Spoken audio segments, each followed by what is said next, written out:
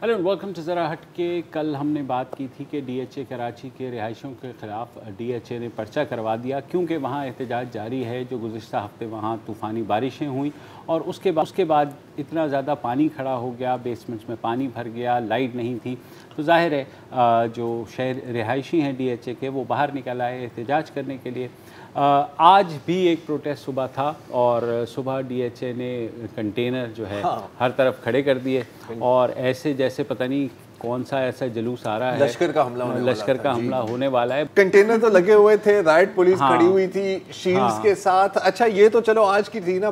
कल जो शरफुद्दीन मेमन साहब के साथ बात हो रही थी कि एक जानिब आप मुज़ाकरात कर रहे हैं, दूसरी जानिब आपने FIR काटी है और FIR काटने का शायद मकसद ही यही था कि आज का जो मुजाहरा हो वो ना हो या फिर लोग कम तादाद में आए, लेकिन ऐसा नहीं हुआ। तो ये एक बहुत बेहतरीन एग्जांपल है कि डैमेज कंट्रोल कैसे नहीं किया जाता है। इनफैक्ट ये एक एग्जांपल है कि आप डैमेज कंट्रोल करते हुए कितना डैमेज मजीद अपने आप को कर सकते हैं, क्योंकि कोई इतनी बड़ी बात नहीं थी। अगर आप आराम से सुन लेते, ठीक है, कल जो मुजाहरा हुआ उसमें कुछ लोगों ने गाली गलोच का सिलसिला भी शुरू किया था, लेकिन वो एक बहुत छोटी माइनॉरिटी थी। इस तरह का पर्चे काटने की कोई ज़रूरत नहीं थी। अच्छा, अब आपको पता है कि ओवर रिएक्ट नहीं, अच्छा रिएक्ट भी करें तो आप बेशक अब ओवर रिएक्ट करें, लेकिन सही तरह। सही बात। मैं आपको एक और मिसाल देता हूँ in what not to do, और वो ये है कि आपको पता है कि आजकल जो भी बहस होती है या जो भी वजाहत करनी होती है वो सोशल मीडिया पर आती है। आज भी एक वजाहत आई थी, वो भी सोशल मीडिया पर आई थी, उसकी बात नहीं कर रहा। मैं बात कर रहा हूँ DHA केयर्स के जो हैशटैग लॉन्च हुआ था, और ये DHA की तरफ से एक कोशिश थी कि हमारे पब्लिक इमेज हम थोड़ी सी बेहतर करें, और उसमें हैशटैग में मकसद ये था कि लोग ट्वीट करें कि जी बहुत अच्छी जगह है, और लोगों ने ऐसे किया। लेकिन जो पहली ट्वीट उस हैशटैग पर आई थी वो सियालकोट से आई थी। तो मुझे नहीं पता कि कराची DHA के साथ क्या कांटेक्ट हुआ, फिर लोगों ने जो हैशटैग का हाल किया, क्योंकि ये वही मार्केटिंग वाली टेक्निक है कि जो लोग पिछले रोज जूस के हक में या पैम्पर के ब्रांड में या किसी लैंडिंग हाउसिंग डेवलपमेंट के हक में ट्वीट कर रहे होते हैं, उनको थोड़ा सा पैसे दे दो और वो ट्वीट कर दें, और बाकी लोगों ने उसके साथ जो किया वो एक अलग स्टोरी है। और मेरे ख्याल में DHA को बताना ज़रूरी है कि ये 5th जनरेशन वॉरफेयर खुदा के लिए ये वो नहीं है। आप जो है ये एक एहतजाज है जो कि एक जेन्युइन कॉज के लिए किया जा रहा है, क्योंकि जिस तरह से DHA ने अबैंडन किया अपने रिहायशियों को जिस वक्त वो मुसीबत में थे, तो जाहिर है शहरियों का सड़कों पर आना बनता था। आज अब हम सुना सकते हैं। हाँ, तो सुन लीजिए कुछ जो वहाँ लोग पहुँचे आज, डिस्पाइट जो हर्डल्स थी, उन्होंने वहाँ पर क्या कहा, पहले वो सुन लीजिए, फिर आगे बात करते हैं। हम किसी को मारने के लिए नहीं आए, हम किसी के साथ धक्का बदतमीजी करने के लिए नहीं आए। हम उसके लीडर्स हैं, हमारी मूवमेंट है, हमसे इतना डर है, हम तो बस आपसे जवाब मांग रहे हैं। DHA वालों, CBC कैंटोनमेंट, आप लोग कहाँ हैं? आप लोग को इतना डर लगता है? मुझसे डर लगता है? मेरे पास कोई हथियार नहीं है, और आपने यहाँ पे हथियारों से हेवी लोग खड़े किए हुए हैं। माशाल्लाह से ये हमारे आर्मी वाले जवान आए हुए हैं, और कुछ ये ट्रस्ट वाले जो काम कर रहे हैं, इन लोगों ने कुछ काम किया है, लेकिन DHA वालों ने कोई सपोर्ट नहीं करी, और बाकी जो गवर्नमेंट वाले हैं उन लोगों ने भी कोई सपोर्ट नहीं करी। ना टैक्स देते हैं, पानी तक हमें खरीदना पड़ता है, ये बदले में हमें क्या दे रहे हैं? ना हमारे घर में पानी है, ना बिजली है, बीमार लोग घर से बाहर निकल सकते नहीं है। फाइली एलिट्स और एजुकेटेड आवाम जो है वो सड़कों पे आ गई है। गटर लाइन वो चौक है, क्या करें? ट्रेनिश के लिए भी हमसे एग्री किया है कि हम 15 लोगों की कमेटी बनेगी, जिसमें यहाँ के रेजिडेंट्स, उसके अंदर लॉयर्स भी हो सकते हैं, कोई ऐसे लोग जो कंस्ट्रक्शन से भी वाकिफ़ हैं, जो उन लोगों के साथ बैठ के ऑफिशियली बात कर सकते हैं, तो वो कमेटी बनाएंगे। हमने सिर्फ मीटिंग के मिनट्स लिखवाए हैं, अभी एग्रीमेंट कोई हमारा नहीं हुआ ऐसा। जी जनाब, और अब थोड़ी सी सीरियस बात भी कर लेते हैं, क्योंकि जाहिर है शहरियों को रीड्रेसल चाहिए। जो उनके साथ हुआ है, DHA वो फराहम नहीं कर पाई समहाउ, बल्कि उल्टा उन्होंने पर्चा कर दिया। तो इस चीज़ को लेकर के जो शहरी हैं वो सिंध हाई कोर्ट पहुंच गए। आज वहाँ जो केस है हियरिंग हुई, उस पिटीशन में ये कहा गया था कि जनाब CDA ने DHA ने मुश्किल वक्त में अपने रिहायशियों को अबेंडन किया और अपनी रिस्पॉन्सिबिलिटी पूरी नहीं की। हमारे साथ मौजूद हैं अंबर लाखानी जो कि एडवोकेट्स इन हाई कोर्ट हैं। इनकी जो ये कुछ लॉयर्स हैं जिन्होंने ये पिटिशन की और इन्हीं से पूछ लेते हैं। अंबर, तो बताइए, उस पिटिशन में बेसिक पॉइंट तो यही लिया गया है कि जनाब आपने अपनी रिस्पॉन्सिबिलिटी पूरी नहीं की, अब कोर्ट जो है वो बाउंड करे।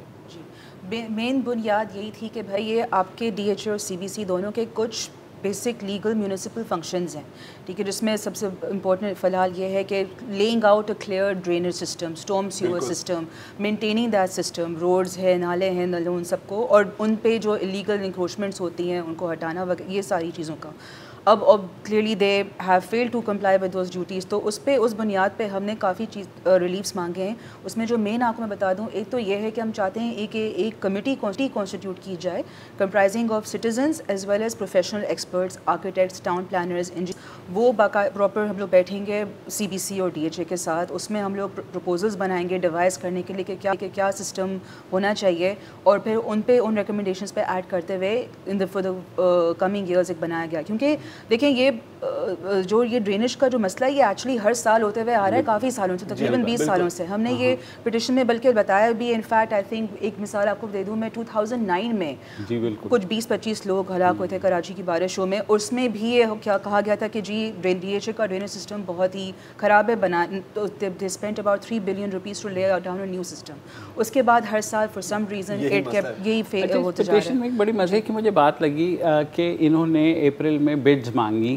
कि ड्रेनेज सिस्टम को वो करने की, और जो तमाम बिड्स आई सबको रिजेक्ट कर दिया। और अब जो नया उन्होंने बिड्स मांगी है वो है कि सितंबर के 15 सितंबर तक, जब मॉनसून ख़त्म हो जाएगा कराची में, तब तक वो बिड्स आएंगी, फिर उनको जो है ओपन किया जाएगा, फिर उसमें सेलेक्ट किया जाएगा। तो अगर आपको उस वक्त बिड्स नहीं थी तो आपको पता था कि ये मॉनसून आने वाली है, तो कुछ ना कुछ उस प्रोसेस को जल्दी कर लेते हैं। लेकिन हमारे यहाँ क्योंकि कागजी कार्रवाई में आपको पता है वक्त लगता है। नहीं, वो यही था कि बारिश मतलब जब बादल आते हैं तो कहते हैं कि सर अभी हमारी बिड कंप्लीट, बिल्कुल, आप बनाए मेहरबानी वापस हट जाए समुद्र की तरफ।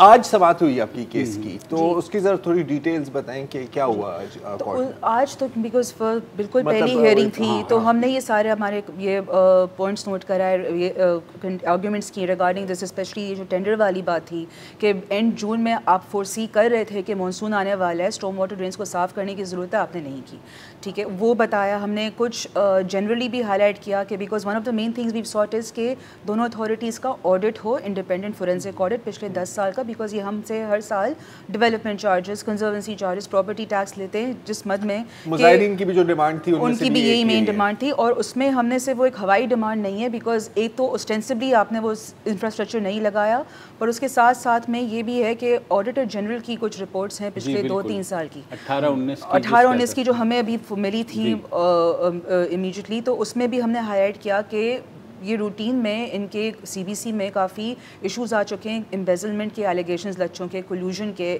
प्रोक्योरमेंट आपने गलत तरीके से दे दी, वो भी खास तौर पे कंजर्वेंसी के कॉन्टेक्स्ट में।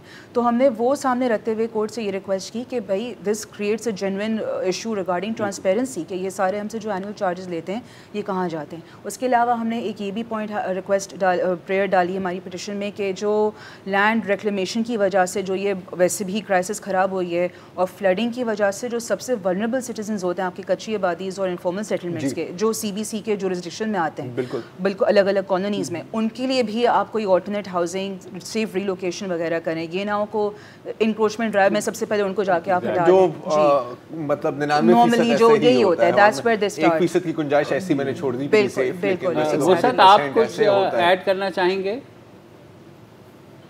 नहीं, मैं ये डिस्कशन जो है सुनना चाह रहा हूँ। जाहिर है कि ये डिटेल्स बता रही हैं जो वकील साहिबा हैं, मैं उसमें ज़्यादा इंटरेस्टेड हूँ। Please carry on. जी, तो क्योंकि सर ये इनिशियल हियरिंग थी, तो इनिशियल हियरिंग में मिनिमम आर्ग्यूमेंट्स होते हैं, फिर नोटिस कर दिया जाता है, जैसे इस केस में किया गया। 3 हफ्ते बाद DHA और CBC से जवाब मांगा गया है कि ये जो ग्रीवेंसेस इन पिटिशंस में आई हैं उनके बारे में बात की जाए। मैं एक और चीज़ ऐड कर लूँ, ये सारी चीज़ें कोर्ट ने अपने ऑर्डर में डिटेल में रिकॉर्ड की हैं और फिर कोर्ट की खुद की भी कुछ ऑब्जर्वेशंस थी कि बिल्कुल इस पूरी क्राइसिस में people were left to the mercy of God. खुद अपने तौर पे लोग NGOs के थ्रू या प्राइवेट सिटीजन्स के थ्रू पानी वगैरह खुद ही आप आपसे एक बात पूछना चाह रहा हूँ। कल भी हम बात कर रहे थे ये जो FIR काटी गई है, मैं अपने जल्दी से सवाल कर लेते हैं। तो अब जाहिर है कि ये एक इंटिमिडेशन टैक्टिक थी कि यार, और मतलब वो टिपिकल जो काम होता है ना, वो टिपिकल जो हमने हमेशा सदियों मतलब दहाइयों से हम देखते आ रहे हैं। हर हुकूमती इदारा ऐसे ही करता है, सब ऐसे ही करते हैं ना कि सर ये तो आप मतलब क्या किस तरह के एहतजाज और वो भी हमारे खिलाफ। बहरहाल किस हद तक ये कामयाब हुआ, मतलब आपकी जो मैं सिर्फ आपके पिटिशन के कॉन्टेक्स्ट में बात कर रहा हूँ कि आपको ये ऐसा महसूस हुआ कि FIR काटने के बाद लोग पीछे हटने लगे? नहीं, हमें बिल्कुल इनफैक्ट हम I think it's the opposite, because कल हम जब पिटिशन तैयार कर भी रहे थे तो अभी फ़िलहाल तो पिटिशन में 60 पिटिशनर्स हैं, मज़ीद और लोग आना चाह रहे थे और हमें लगता है ख़ास तौर FIR दर्ज करने के बाद और भी लोग हमें कॉल कर रहे थे रात में कि भाई we also want to be added as parties. और हम लोग अगर ऐसा होते रहेगा, हमें उम्मीद है कि इनफैक्ट एक्सपेक्टेशन है कि और भी लोग आएंगे, मे बी 50-100 रेजिडेंट्स मोर, तो हम उनको भी पिटिशन में पार्टी बना सकते हैं। तो हमें तो लगता है कि ये FIR दर्ज करने की वजह से ऑपोजिट इफेक्ट ये डैमेज कंट्रोल। एक चीज़ मेरे जहन में आ रही है बिस्ला खानी के, ये जो आपने पिटिशन दायर की है ये अपनी नौयत की पाकिस्तान में किसी भी DHA के अगेंस्ट पहली पिटिशन है जो वहाँ के मकीनों ने दायर की है। तो मैं ये जानना चाह रहा हूँ कि अभी तक एक कन्फ्यूजन ये भी फैलाया जाता है कि DHA अथॉरिटी इटसेल्फ, क्या ये फ़ौज का कोई ज़ैली इदारा है, प्योर सिविलियन इदारा है, या सेमाई गवर्नमेंट और सेमाई प्राइवेट इदारा है? अभी मुख्तलिफ हालात में मुख्तलिफ किस्म की जो हैं कपड़े पहन लिए जाते हैं। तो क्या ये सवाल भी तय करवाने की आप लोग कोशिश करेंगे? इसलिए कि हो सकता है कि आने वाले जो मुकदमात हैं उन पे इसका बड़ा अहम असर पड़े कि बेसिकली इसकी जो कानूनी हैसियत है इस अथॉरिटी की वो है क्या, ये इसकी डोमेन क्या है, ये किसकी सब्सिडरी है, सिविलियन है या नीम सिविलियन है, क्या है या हाइब्रिड है? जी। अच्छा, इसमें ये मैं आपको बस जो बेसिक लीगल इनका स्ट्रक्चर ये है कि DHA बनाई गई थी, प्रेसिडेंशियल ऑर्डर था 1980 का DHA ऑर्डर, उसके तहत जी उसमें जो है गवर्निंग बॉडी होती है जिसमें मिनिस्ट्री ऑफ डिफेंस की सेक्रेटरी भी सिट्स एज अ चेयरमैन, उसमें फिर वाइस चीफ्स ऑफ स्टाफ होते हैं, फिर एक एग्जीक्यूटिव बोर्ड होता है जिसमें 5 कोर भी शामिल होते हैं। कोर्ट से तय करवाएंगे आपकी इसकी हैसियत क्या है? ये तो DHA कह रही है ना, कोर्ट से तय करवाएंगे। इस वक्त तो हमने इस वक्त तो हमने कोई उनकी जो बॉडी की लीगैलिटी उसको तो चैलेंज नहीं किया इस पिटिशन में। इस पिटिशन में हमारा मेन फोकस यही है कि आपने कुछ जो आपका काम है वो आप अपना काम एक तो आपको एक वक्फा ले लेते हैं और वक्फे के बाद मैं ये जानना चाहूँगा कि सेशन में शहरी जो है ये भी डिमांड कर रहे हैं कि जो उनका नुकसान हुआ है वो कौन पूरा करेगा, इस बारे में बात करते हैं।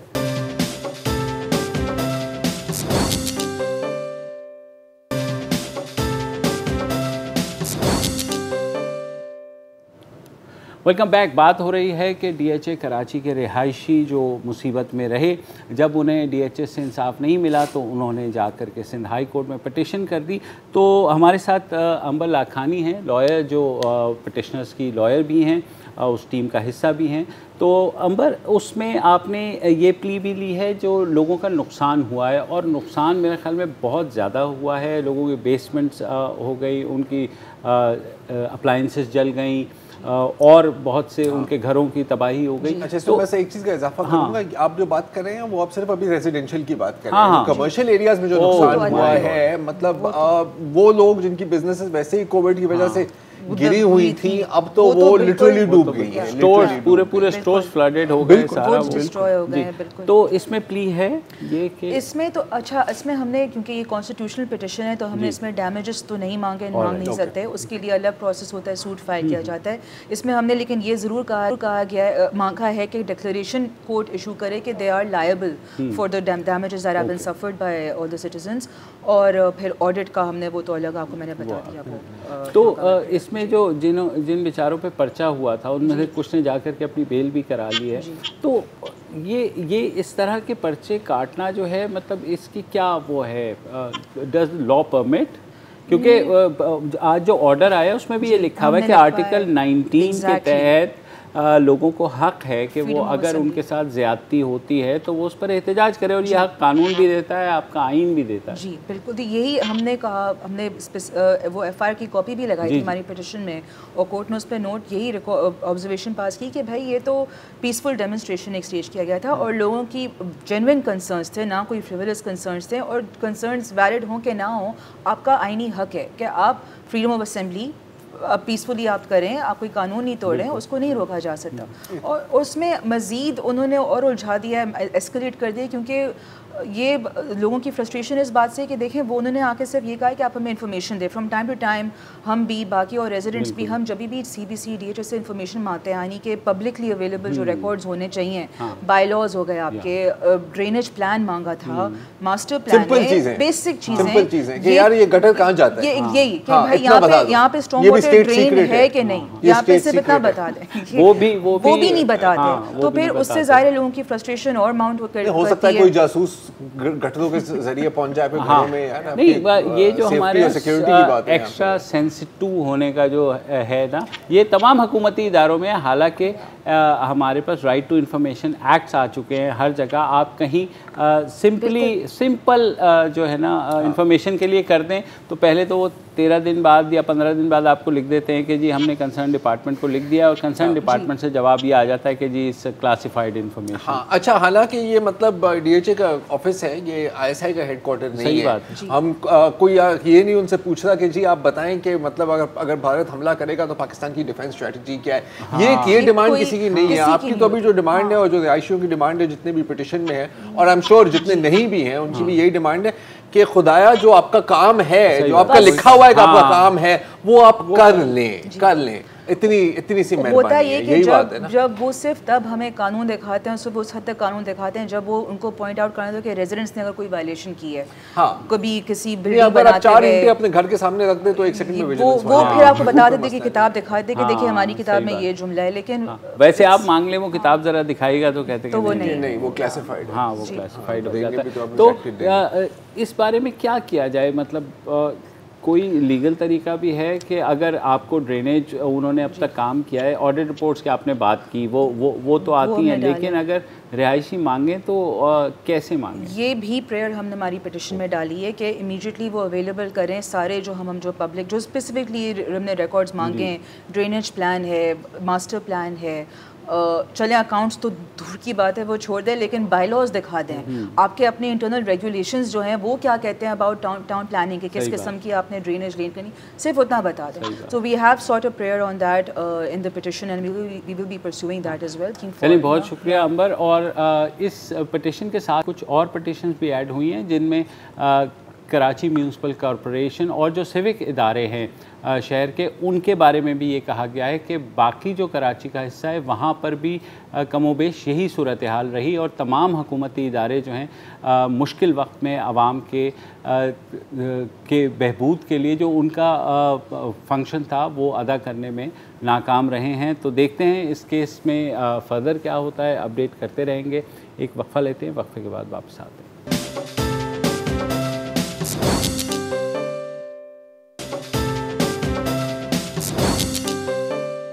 Welcome back. और गुज़िश्ता 2 रोज़ से हम बात कर रहे हैं खैबर पख्तूनख्वा में जो शदीद बारिशें हुई हैं और उसके बाद जो तबाही हुई, चाहे वो चित्राल हो, दीर हो, स्वात हो या मनसेरा हो।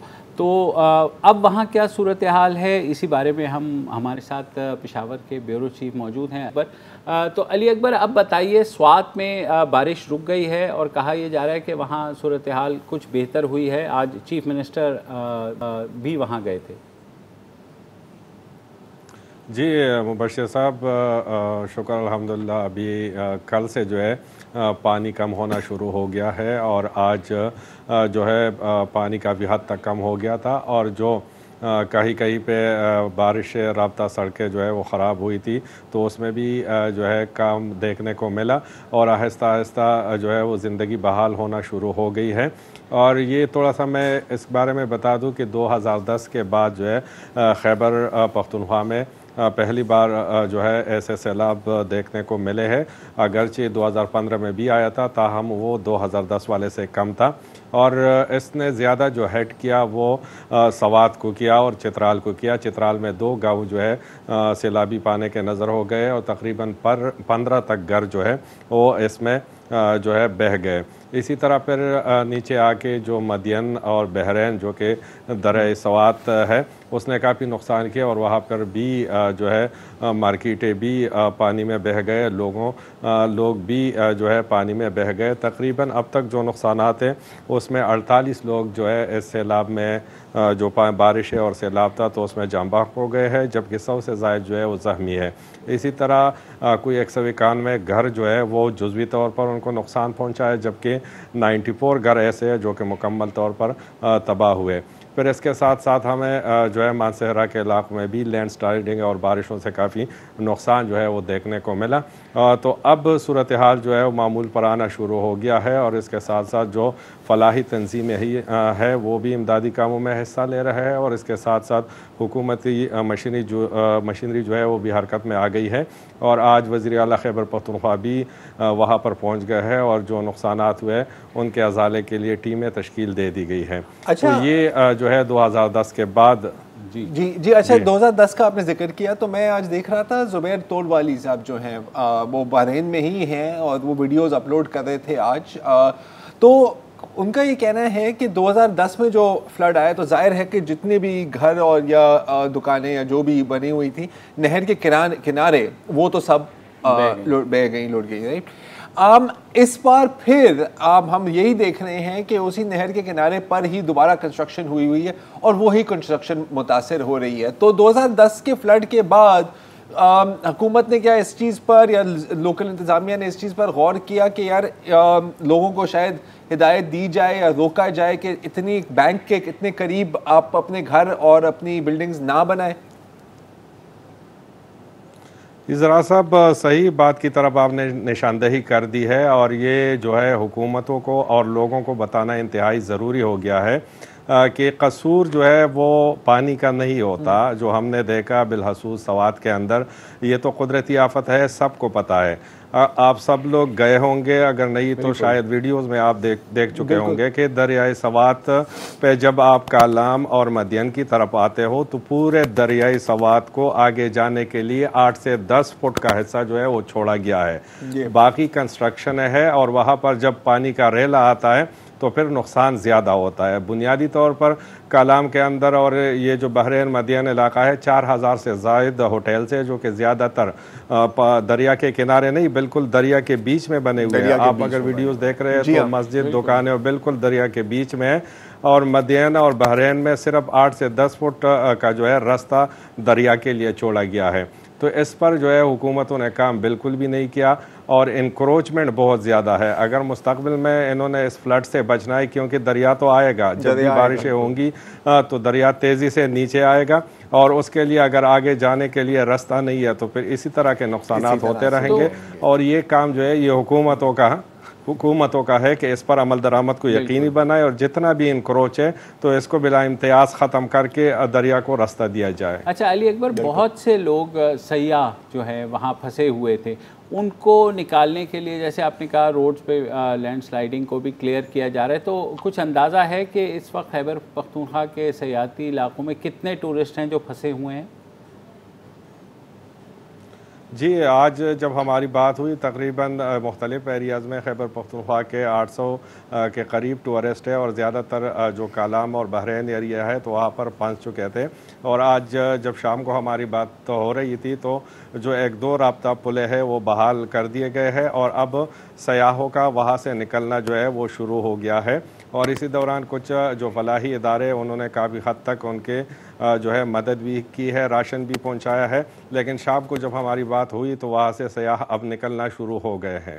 ठीक है सर, बहुत शुक्रिया अली अकबर। अच्छा ये जो की ना अब देखें, अगर पानी ने गुजरना है और ये फिजिक्स है कि अगर आप जगह तंग कर देंगे पानी फिर भी गुजरेगा, लेकिन ज्यादा तेजी से, पावर से। अब एक तो होता है नेचुरल डिजास्टर, एक होता है मैन मेड डिजास्टर, ये दोनों है, ठीक है। स्वात का एक एग्जांपल है, कराची में जब ये बात कर रहे थे इंक्रोचमेंट्स की, तो मुझे तो यही याद आ रहा था कि सर हमारे यहाँ भी यही होता है।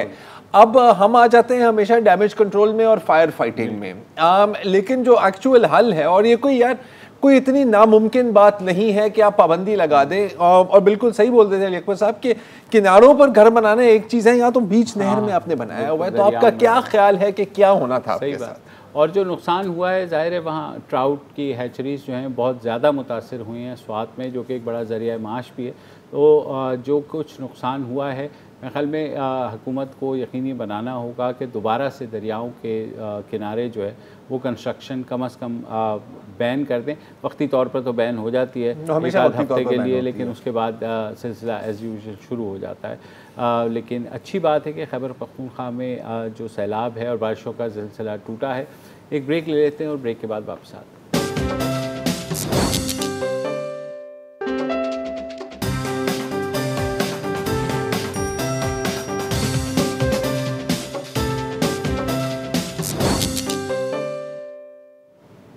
Welcome back. डीप फेक्स के बारे में तो आप सब ने ही सुना होगा। जब कुछ साल पहले ये टेक्नोलॉजी मंजर आम पर आई थी तो हम सब काफ़ी घबरा गए थे कि इसको किस तरह इस्तेमाल किया जाएगा। अगर आप स्क्रीन पर देखें तो ये वो टेक्नोलॉजी है कि कंप्यूटर के ज़रिए आप कुछ मॉर्फिंग करके आप किसी से भी कुछ भी कहलवा सकते हैं। तो हमने ये देखा कि कोई पुतिन से कह रहा है कि जी अमेरिका से बेहतर तो कोई मुल्क है ही नहीं, बराक ओबामा कह रहा है कि जी बिल्कुल सबसे बड़ा दहशतगर्द मुल्क ही अमेरिका है। ज़ाहिर है ऐसी कोई बातें नहीं, ऐसे है कि मैं यहाँ पे कह रहा हूँगा कि चाय मुझे बिल्कुल नहीं पसंद, मुझे ज़िंदगी में कभी चाय नहीं पहनी, आप बिलीव नहीं कर सकते। तो जाहिर है कि लोगों ने ये सोचा कि यार अगर इस तरह की टेक्नोलॉजी आम हो जाए तो किस किस्म की तबाही फैलाई जा सकती है, राइट। गुड न्यूज़ ये है कि अब तक इसका ज़्यादा जो इस्तेमाल हुआ है, बिल्कुल कुछ इसका अनएथिकल इस्तेमाल भी होता है, उस पर हम बात नहीं करेंगे, लेकिन ज़्यादातर लोग शुगल ही कर रहे हैं। जैसे कि किसी ने एक वीडियो बना ली जिसमें इलॉन मस्क की शक्ल एक बेबी के ऊपर लगा दी, तो ये बेबी इलॉन मस्क बन गया है, और जाहिर है आपका पता ही ये जोक है।